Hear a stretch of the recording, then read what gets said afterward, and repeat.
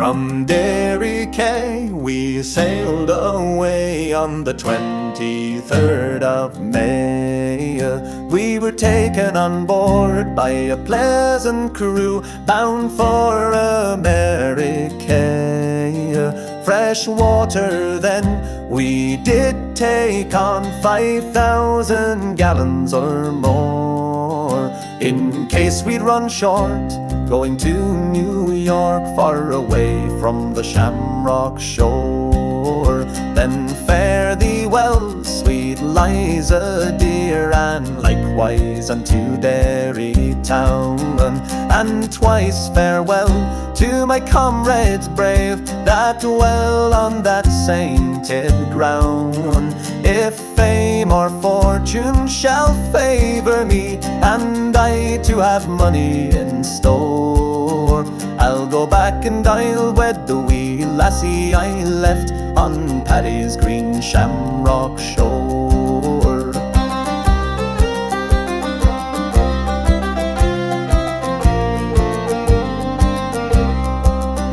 At 12 o'clock we came in sight of famous Mullenhead, and Istroklin to the right stood out on the ocean's bed.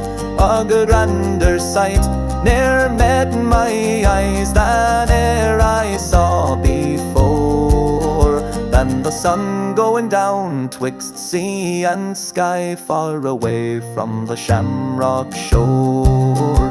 We sailed 3 weeks, we were all seasick, not a man on board was free. We were all confined unto our bunks, and no one to pity for me. No father kind, nor mother dear, to lift up my head which was sore, which made me think more on the lassie I left on Paddy's green Shamrock shore.